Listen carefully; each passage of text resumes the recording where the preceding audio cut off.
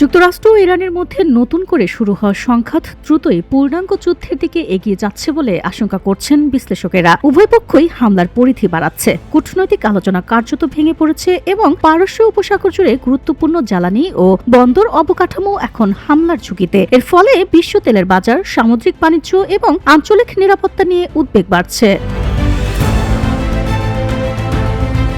গত সপ্তাহে মার্কিন প্রেসিডেন্ট ডোনাল্ড ট্রাম্প হুঁশিয়ারি দেন, ইরান যদি হরমুজ প্রণালী দিয়ে চলাচলকারী জাহাজে হামলা বন্ধ না করে তাহলে যুক্তরাষ্ট্র সামরিক অভিযান আরও বিস্তৃত করবে। এরপর থেকে ইরানের উপকূলীয় রাডার ও ড্রোনের ঘাঁটির পাশাপাশি সড়ক, রেলপথ, টানেল, বন্দর অবকাঠামো এবং একটি লবণাক্ত পানি বিশুদ্ধকরণ কেন্দ্রেও মার্কিন হামলা চালানো হয়েছে বলে ইরানি গণমাধ্যমের দাবি।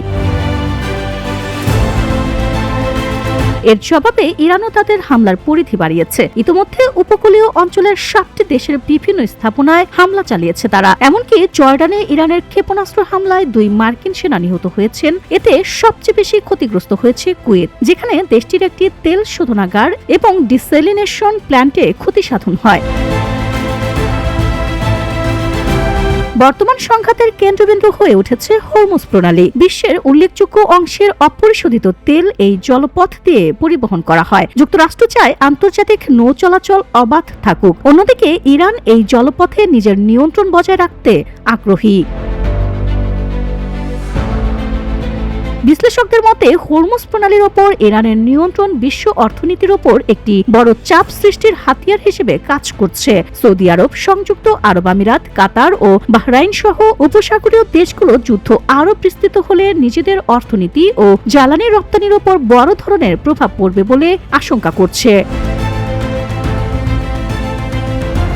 ইরানের আধা সরকারি ফ্রান্স নিউজ এজেন্সি ইতোমধ্যে সতর্ক করেছে, যুক্তরাষ্ট্র যদি ইরানের বন্দরগুলোতে হামলা চালানো অব্যাহত রাখে তাহলে উপসাগরীয় দেশগুলোর গুরুত্বপূর্ণ বন্দরগুলোও ইরানের লক্ষ্যবস্তু হতে পারে। জ্বালানি বিশ্লেষকদের মতে যুদ্ধের কারণে ক্ষতিগ্রস্ত তেল ও বিদ্যুৎ অবকাঠামো দ্রুত মেরামত না হলে বিশ্ববাজারে তেলের সরবরাহ দীর্ঘ সময় ব্যাহত হতে পারে।